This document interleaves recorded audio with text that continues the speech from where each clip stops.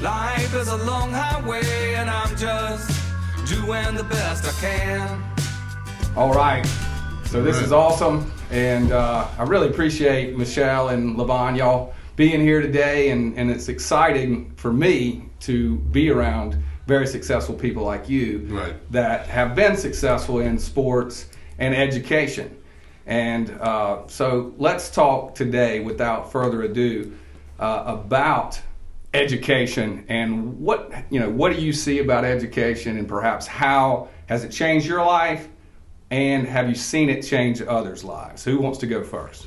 I can go first. I think about my family, the Kirkland family, and how my mother and father did not graduate from high school. My father, I don't think, went to high school, but they really instilled in us the importance of education because, back then they had to do some real work. I mean, you had to pretty much work where you could work because you didn't really have the options, because you're limited as far as your education was concerned. So that was the one thing that I really got from my family. Even though they did not get an education, by them not getting one, they understood the importance of it. And so they really, I wouldn't say hammered. Is it hammered or beat it into us? I don't know which word to use, but they really emphasize getting your education.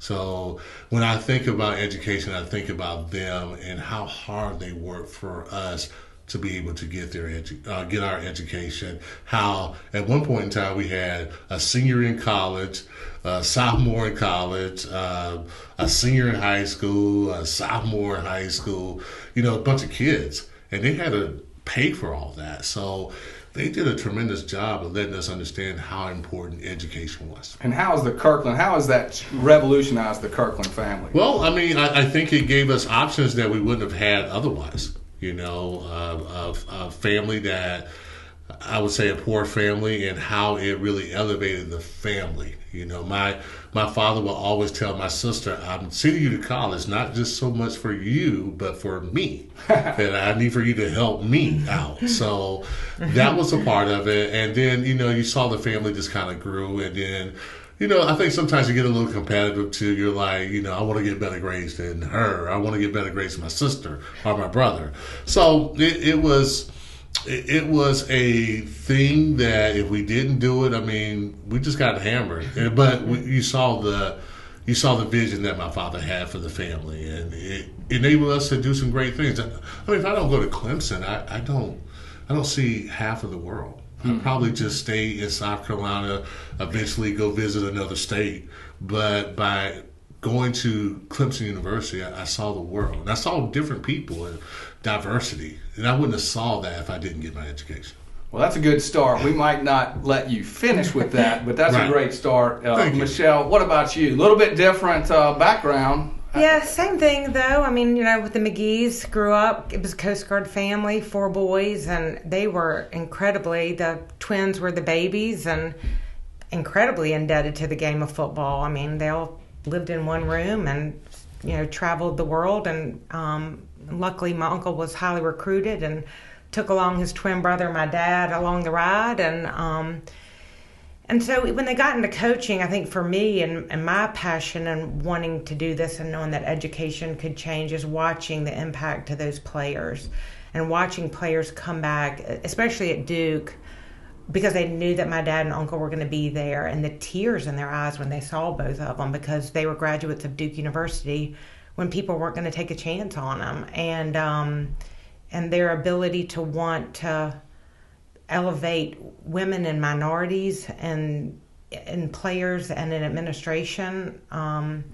was a tremendous feat. I mean, and so like I said, that totally instilled, I mean, I just remember that growing up for forever and knowing how much that education meant to them, and knowing how much that those coaches, and a lot of times, I know Levon can speak to this, past your parents, your coaches are the most influential people in your life. And they forget that. I've seen my brother, who's a high school coach, take in a player, parents both drug addicts. I've seen a player on his sideline who wasn't dressed out because he hadn't been there 3 days, homeless, just showed up on the sideline. And Chris McGee said, you got a home on our team.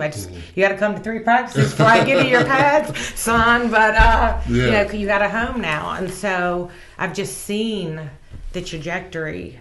And sometimes I think we try to overcomplicate it, and I do believe in that quote a lot. And I think Oprah Winfrey said it: "How do we change the world?" And it's one child at the time.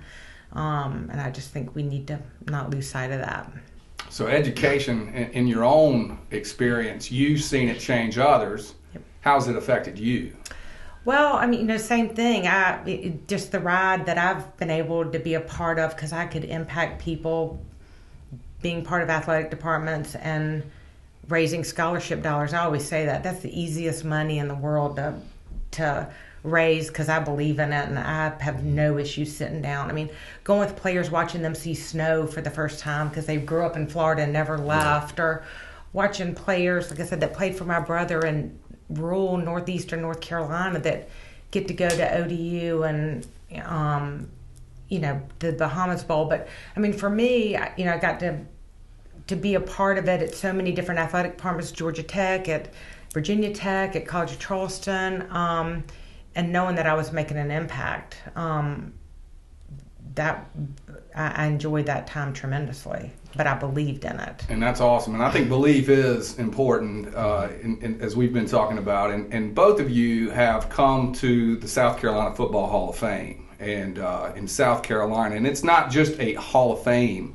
It's about leadership, and it's about change. It's about education. It's about what we're talking about. I mean, tell the viewers here, what is it that you hope to accomplish through your efforts with the South Carolina Football Hall of Fame? Well, when I first arrived here, I kind of looked back at my past, and it was more of a survival in a lot of ways, because we didn't really have a lot of mentors, and I didn't know a lot of guys who played in the NFL that I knew personally. So from high school to college to the NFL, it was always like you had to learn on the fly. You didn't really have a lot of information. Of course, the internet wasn't around. So you just kind of had to learn in passing. And I just never wanted anybody else to go through that. And I really feel that God gives you a purpose. And after I finished playing, I've been kind of chasing that purpose. What am I going to do in my life? What's going to make a big impact? And when I found out what you guys were doing, it really lined up to what I wanted to do. And that's giving back, and that's giving back knowledge, and that's giving back know-how. And how do you face this situation? Because I really never had that. I mean, my mom, dad, and brothers, they were good, but I'm talking about my situation. They were not student athletes that had gone through what student athletes go through. They weren't NFL players that have gone through. So you want to help flatten the learning curve to some degree for others. To some degree, like what to expect when you go to high school. Because I didn't know what to expect when I went to high school, or why certain things are just important to know, and how football can really relate to your life, and how you can use those skills to live a productive, wonderful life. And I just wanted to give that back. It was always in my head, how do I do that? Yeah. And when I saw what you guys were doing, I was like, aha. Well, and you're leading the charge. You really are the ones that came up with the problem that, we're struggling on a scale of 1 to 50. Right, yeah. College and career readiness, we're at what? We're 43rd. 43rd in the country. And I was just doing some research, the research that I know how to do. Yep. And it showed that we were 43rd. And I was like, is this correct? Is this the right stat? And sure enough, we've been places where it's proven that's the right stat. Well, that's right. Yeah. And so I was like, we've been talking about different things. Is there a problem? And I was like, well, this is a problem. This is the problem. This is the problem. We need to solve this problem. And I thought about myself as a competitor. I mean, I wouldn't want to be 43rd in anything.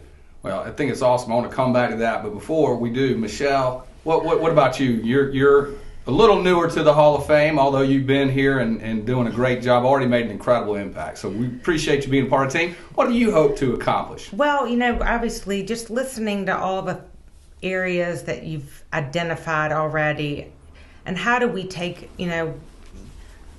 Levon talking about that there's already programs out there, and how do we connect all those? Like, we go and meet with someone and they talk about, we have jobs out there and we can't get people to fill them.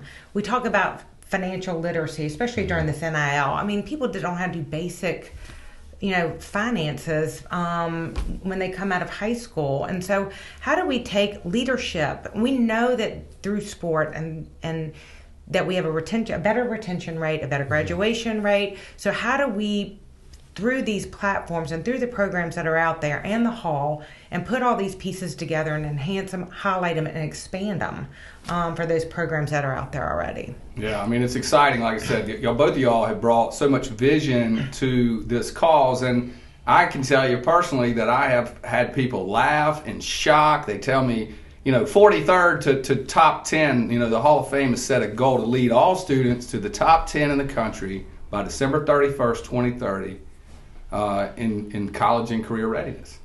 And when people scoff at that or whatever, I mean, obviously y'all believe it's possible. Right.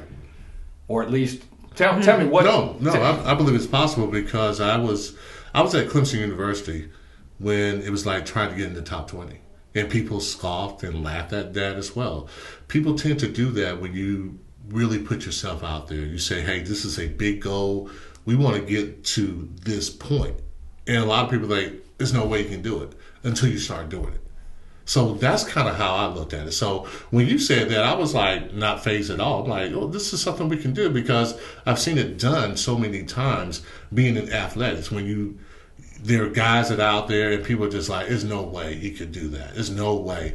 And then the guy ends up being a big time player. Or this team could never get out of the cellar. They could never win. And the next thing you know, just a little change of culture, just a little change in belief, faith. Yeah, nobody told Zach Taylor that 2 years ago. Yeah. I mean, like at Cincinnati. And the Bengals, yeah. Right, yeah. I mean, it's just, in the world of sports, you understand that you can always do the impossible. That records are meant to be broken. When someone said it never happened, it always happens. So that was my belief and spirit coming into this, that, oh yeah, it could happen for South Carolina just as well. That's awesome. How about you, Michele? Well, I'm just like, why would we not try and be a part of it? And I think the more we have conversations out there and the more we talk, we do know all the pieces are out there, and we know that football is a great connector. And if we can be a part of connecting all those pieces to make a difference, I'm all for being a part of that.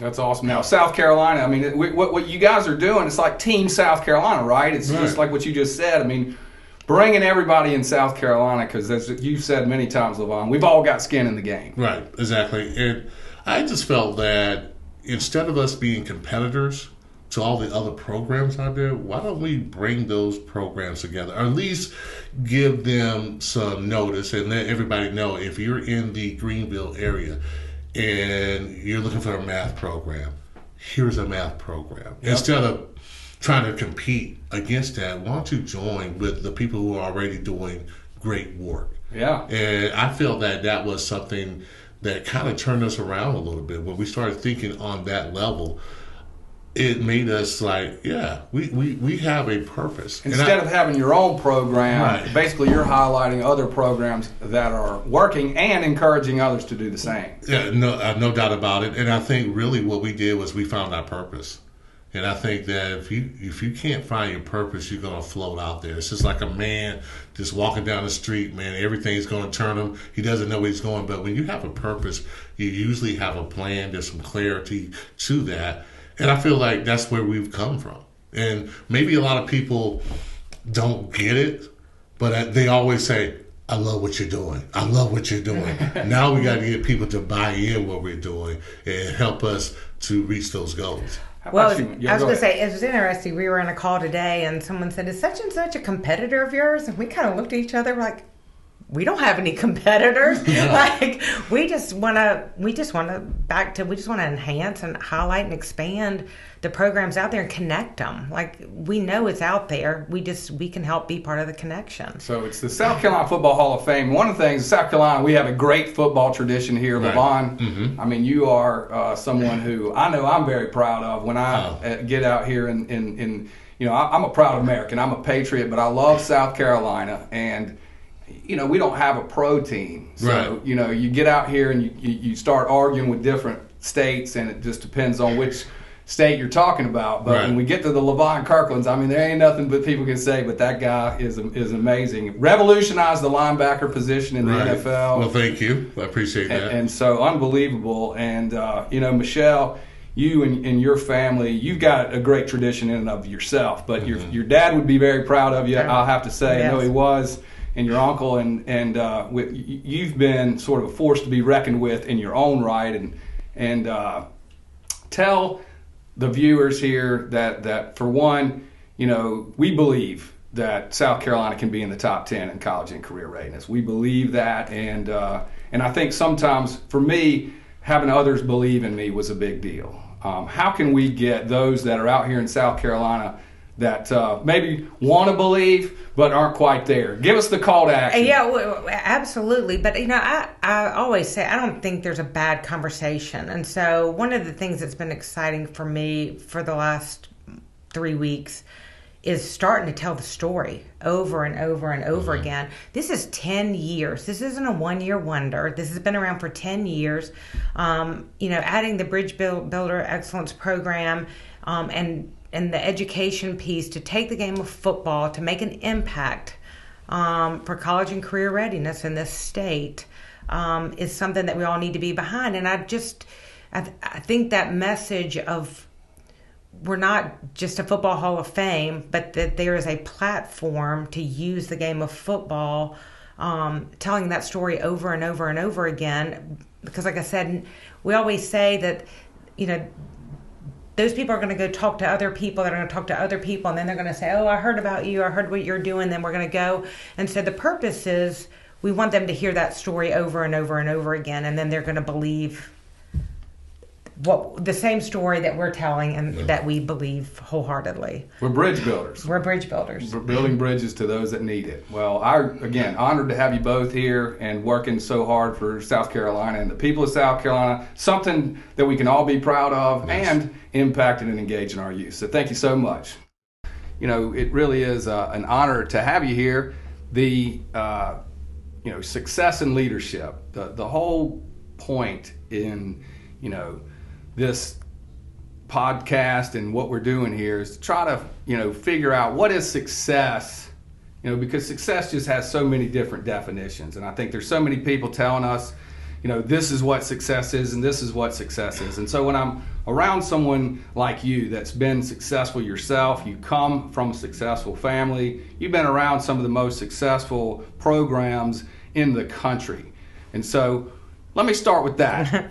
What does success mean to you, Michele McGee Wolfert? Well, there's certainly a lot of things. Obviously, we all sit down every year and have a set of goals that we're working toward. And obviously achieving those goals certainly sets you up for success.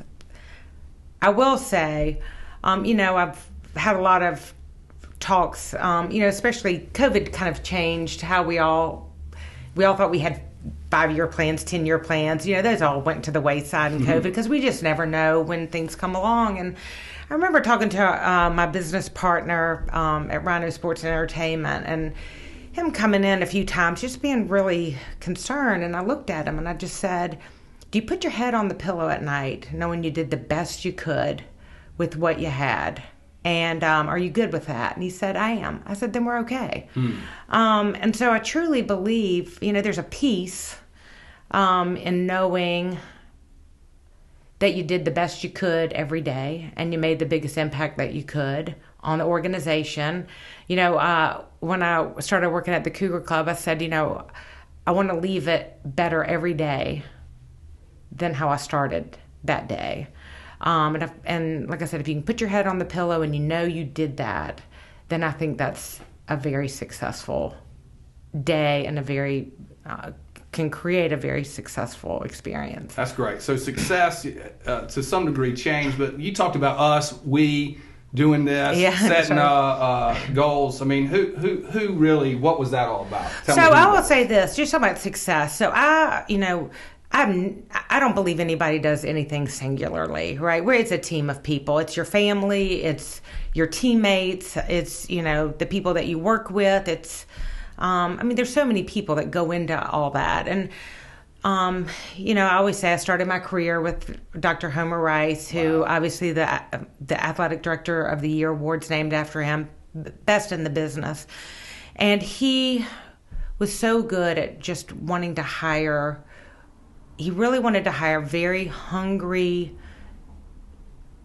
people that he trusted, and he let us go because he knew I want people to have the ability to go in their fields and do more than what I could ever dream of or think of.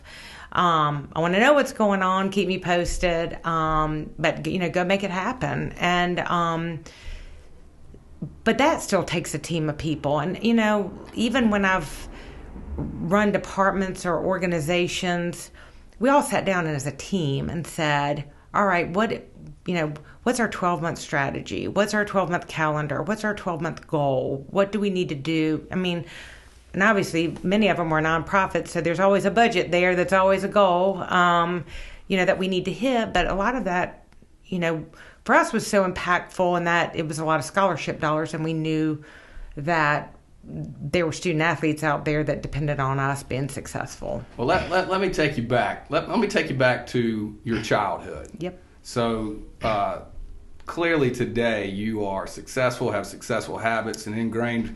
But what bringing up or a memory growing up that did you play sports growing up? So I did, and there's a few things on that, and it's my dad and uncles on both sides. So I played on the boys' golf team for 4 years, and our high school still doesn't have a girls' golf team. But my uncle played golf in Chapel Hill and bought me my first set of golf clubs at 11. And what a forward-thinking thought, only because he knew I was interested in it. Did you like golf? Love, yes, still play. And but I think back a lot, and only because it's so interesting right now how many young female people in the industry that find out how long I've been in the industry text me, call me, I can't believe you did this when you did it. And I never thought any different. And it's back to my childhood. I'm one of 4 kids, 2 boys, 2 girls. Both my brothers played football. One played for my brother. One's a coach and athletic director in the high school space like my dad.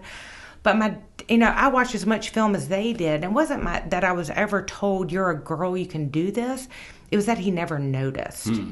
And for me, that's the most impactful thing. And I tell my kids, I don't want to hear adjectives unless you're describing that guy over there or that person over there in the blue shirt. Let's just be the best. Why are we even using those? And I do think it comes back to that. And like I said, my father, the most influential person in my life, but my uncles as well. My uncle that was Mike McGee, that was the AD at South Carolina. Yeah. And I'm the only one they have 4 kids. We have 4 kids. My dad's his twin that's in the industry. And he and I talked all the time. And so he was a huge influence in my life. And then, like I said, on my mom's side, my uncle buys me this set of golf clubs when I'm 11. So there were just never any boundaries put on me, nor were they talked about. And I view the world that way. And I think that's why a lot of times I'm caught off guard, because I do have people in the industry and classmates, grad school classmates, and empowering women. It's just really their mission. And not that I'm not for that. I am, but it never has been anything that I thought about, because growing up, it was never anything. I just didn't know any different. You were the best you could be. I was the best I could be. And that's what we're all about here. We're all about being the best. It's something that I have learned, to try to be the best I can be and try to help bring out the best in others. So help me. How do you lead yourself? What are the things that help you? Do you ever have times, or have you ever had times where you maybe did things that you didn't want to do, you were undisciplined, and And so what I see is you're extremely disciplined and buttoned up, but how did you get there? How did you lead yourself? Well, I mean, What's sure, the key? there are plenty of times out there that you're sitting there. I mean, they're learning experience all the way. You know, you learn from all these great leaders that you've been around, and then you certainly learn from experiences. I mean, my gosh, I go back to Georgia Tech and thinking about the biggest basketball game that we ever had in our, you know, the history of. We've just come off the Final Four playing Duke, and the guy I'm working for says, hey, I want you to get this, just an 8-year-old girl, I want her to sing the national anthem. It's this ESPN 9 o'clock game against Duke. It's huge. I heard she's, you know, at the Hawks. She's sung at the Hawks and the Falcons, and I want to get her. Call her up, get her. She goes out there. She absolutely, I mean, it was one of the most beautiful national anthems I've ever heard. She comes off. I look at her mom, I'm like, oh my God, that's so great. I heard you were at the Hawks and the Falcons. She goes, we've never done that before. I was like, oh my gosh. And so, I mean, you know, you always learn, okay, I might need to ask a few more questions along the way when I'm, you know, in these meetings, and, you know, not fly by the seat of my pants all the time, but, you know, you have small staffs and you're trying to make it happen. And, you know, I think for me, and the thing that I prided myself on in my whole career is, and I do think it's one of the greatest qualities that I look for an employee, I always say, I don't want to be the expert in everything. I'm an external person. I enjoy being with people. I enjoy connecting people. I enjoy being that external person. Yes, I can look at a budget. Yes, I can look at an Excel spreadsheet. I don't want to be the master of the Excel spreadsheet in our company or our organization. So, I mean, I think putting together people, and I always talked about this, especially at College of Charleston, it was a puzzle. And sometimes I do think the parts are greater than the whole if you get those puzzle pieces correct.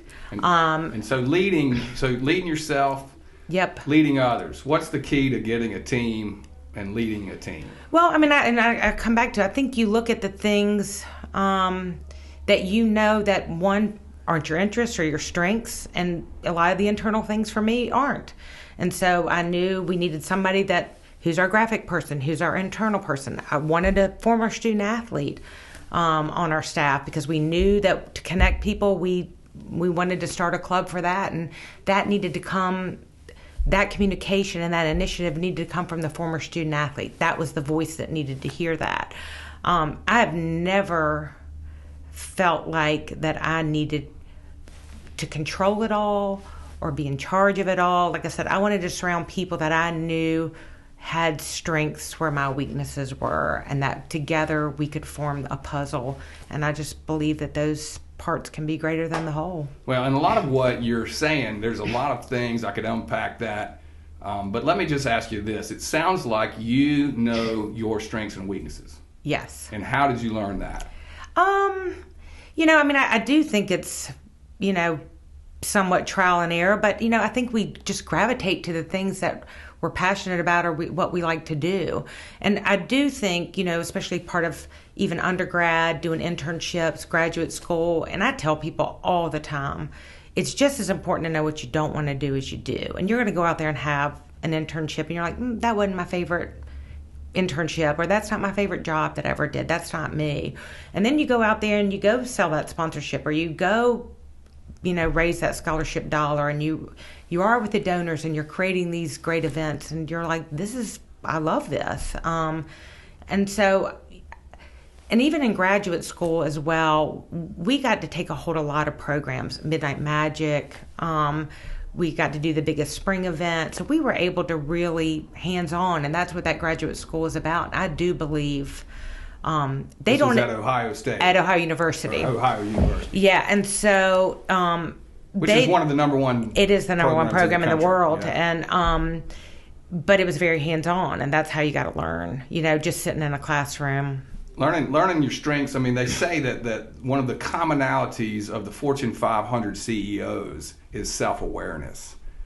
What's a key to that? I mean, you seem to be very in tune with that. Well, is that something you just always have been? Well, I mean, I think it's through experience, and like I said, I do think you have to go out there and experience different jobs, different roles.